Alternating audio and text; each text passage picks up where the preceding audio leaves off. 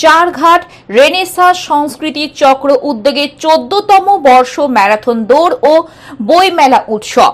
প্রতি বছরের ন্যায় এই বছরও বিশিষ্ট ক্রীড়াবিদ ও অ্যাথলেটিক ইসমাইল সর্দারের উপস্থিতিতে এই ম্যারাথন দৌড়ের সূচনা হয়।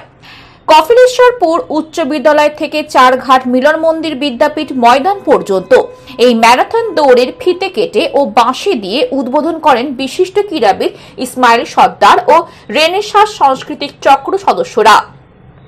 বিশিষ্ট ক্রীড়াবিদ ও অ্যাথলেটিক ইসমাইল সর্দার বলেন, আজ এই রেনেসাঁ সাংস্কৃতিক চক্রকে ধন্যবাদ জানায়। সবাই আস্তে আস্তে খেলাটাকে ভুলে যাচ্ছে, কিন্তু এই রেনেসাঁসের সাংস্কৃতিক চক্র প্রতি বছর এই ম্যারাথন দৌড়ের আয়োজন করেন, সঙ্গে বইমেলাও করে থাকে। আজ প্রায় ৩০০ জন খেলোয়াড় এই ম্যারাথন দৌড়ের জন্য উপস্থিত হয়েছেন। সকলের প্রতি শুভেচ্ছা ও শুভকামনা রইল। খেলাধুলার কোনো বিকল্প হয় না, তাই মোবাইলটাকে ভুলে আমরা খেলার মাঠে আসি। শরীর ভালো থাকলে সবকিছুই ভালো থাকে, তাই শরীরকে ভালো রাখতে গেলে খেলার মাঠে আসতে হবে। খেলার মাঠে আসলেই দেখবেন আপনি মানসিক দিক দিয়ে অনেক ভালো আছেন। তাই আমি সকলকে অনুরোধ করব, মোবাইলকে ভুলে খেলার মাঠে আসুন। ইসমাইল সর্দার বলেন, বইয়ের কোনো বিকল্প হয় না, তাই সকলে মিলে আমরা এই ম্যারাথন দৌড় ও বইমেলাকে সাফল্য করার জন্য সকলে আসুন, একটি করে হলেও বই কিনুন। ভৈরব মৈত্র বলেন, আমরা প্রত্যেক বছর চেষ্টা করি এলাকার ছোট ছোট বাচ্চা থেকে শুরু করে 8 থেকে 80 সকলেই এই ম্যারাথন দৌড়ে অংশগ্রহণ করেন। তাই প্রতি বছর এই ম্যারাথন দৌড়ের আয়োজন করি এবং সঙ্গে বইমেলাও করে থাকি।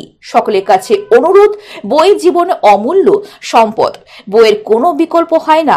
বই পড়ুন ও পড়ান এবং সকলে বইমেলায় আসুন, কমপক্ষে একটি করে বই কিনুন। দেখো, প্রতি বছরের ন্যায় এবারও এই ম্যারাথন দৌড় হচ্ছে।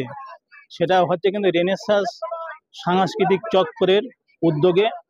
ওরা এই ক্রীড়া এবং সাংস্কৃতিক মূলক যে জিনিসটা ওরা কিন্তু আগাগোড়াই আজ অন্তত 20 বছর ধরে এই জিনিসটা করে। এই জিনিসটা আমি একজন খেলোয়াড় হিসেবে আমি বুঝেছি যে সামাজিক ভারসাম্য বজায় রাখতে গেলে খেলাধুলো বা ক্রীড়া সাংস্কৃতিক এসব জিনিস যদি সমাজ থেকে মরে যায় তাহলে সমাজটা কিন্তু অনেকটা খারাপ হয়ে যায়। আর আজকে বিশেষ করে ছেলেপিলে সব কিন্তু মোবাইল মুখী, যারা তরুণ প্রজন্ম সব কিন্তু মোবাইল মুখী। সেইখানে দাঁড়িয়ে আমার একটাই বার্তা যে স্বাস্থ্য হচ্ছে সম্পদ। মানুষের স্বাস্থ্য যদি ভালো না থাকে পৃথিবীর কোনো সুখ তার ভালো লাগবে না। তা সেই স্বাস্থ্য ভালো রাখতে পারে শরীরচর্চা, খেলাধুলো করলেই শুধু স্বাস্থ্য ভালো না, মানসিক বিকাশ ঘটে। সে তার নিজের ভালো মন্দ বুঝতে পারে, তার মধ্যে কিন্তু দেশপ্রেম জন্মায়, সে একটা দেশের কিন্তু পারফেক্ট কিন্তু নাগরিক হয়। ফলে আমাদের সবাই উচিত শরীর চর্চা করা। যারা অভিভাবক বা অভিভাবিকা আছে তাদের আমি বলবো যে পঠন পাঠনের সাথে সাথে খেলাধুলোটা তাদের ছেলে মেয়েদের জন্য করায়, কারণ খেলাধুলোর বিকল্প কিছু নেই। আজকে একজন খেলোয়াড় সারা পৃথিবীর মাঝে আমাদের এই যে প্যারিস অলিম্পিক হলো, প্যারিস অলিম্পিকে আমাদের কিন্তু মনু ভাকার দেখা যাচ্ছে শুটিং এ 2টো কিন্তু ব্রোঞ্জ পেল। ব্রোঞ্জ পাওয়ার পরে সে দেখা যাচ্ছে সারা পৃথিবীর সামনে ভারতের জাতীয় পতাকা কিন্তু গায়ে জড়িয়ে কিন্তু সারা স্টেডিয়াম চক্কর মারছে। শুধু মনু ভাকার না, আমরা আরো পেয়েছি, আমাদের মোটামুটি নীরজ চোপড়া অনেকেই পদক পেয়েছে। আজকে একজন খেলোয়াড় সারা পৃথিবীর মধ্যে নিজের দেশকে কিন্তু তুলে ধরতে পারে একটা কিন্তু পদকের বিনিময়ে। এর মতো বড় সম্মান আর কিছু নেই। স্বামীজিও এক সময় বলে গিয়েছিল যে সারাদিন গীতা পাঠ করার চেয়ে বিকেলে গিয়ে ফুটবলে লাথি মারা লাভ আছে। কেন বলেছিল? স্বামীজির মতো লোক বুঝেছিল যে আমার শরীর যদি ঠিক না থাকে আমি পৃথিবীতে কোনো মানুষ তার কাছ থেকে ভালো কিছু সার্ভিস পেতে পারে না। তাই আমি তরুণ প্রজন্মকে বলতে চাই, তারা পড়াশোনার পাশাপাশি খেলাধুলোটা বেশি করে করুক আমাদের ভারতবর্ষের জন্য। তারা আগামী দিন সুনাম বয়ে আনবে, বিশ্বের দরবারে আমাদের ভারতবর্ষের মুখ উজ্জ্বল করবে। আমি এইটুকু বলতে চাই। কোথা থেকে কোন পর্যন্ত শুরু হচ্ছে এই ম্যারাথনটা হচ্ছে কৈলাসহরপুর হাই স্কুল থেকে চারঘাট হাই স্কুল পর্যন্ত। কত কিলোমিটার? তা ধরেন মোটামুটি 8 কিলোমিটার হবে। কতজন পার্টিসিপেট এখানে? 300 মতো। 300। যারা এই খেলাটাকে এখনো ধরে রেখে দিয়েছে, রেনেসাঁ সংস্কৃতি মঞ্চকে কি বলবেন? সেই অলিম্পিকের সেই ধারণটা এখনো পর্যন্ত বজায় আছে সারা বিশ্ব সমৃদ্ধির দিকে। একই ভাবে আপনারা শুরু করলেন, কি কি বার্তা নিয়ে? আমরা আসলে যে সুস্থ সংস্কৃতির যে চিন্তা ভাবনা আমাদের মধ্যে রয়েছে, তার মধ্যে ক্রীড়াকে আমরা প্রথম থেকে একটা গুরুত্ব দিই। তার কারণ আমরা জানি স্বাস্থ্য হচ্ছে সম্পদ। স্বাস্থ্য ভালো না থাকলে শরীরের কোনো কিছুই ভালো থাকে না।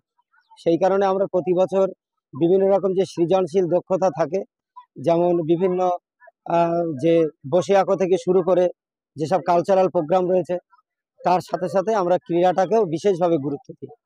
সেই জন্য আমরা ম্যারাথন মেলা 8 দিন ধরে চলবে।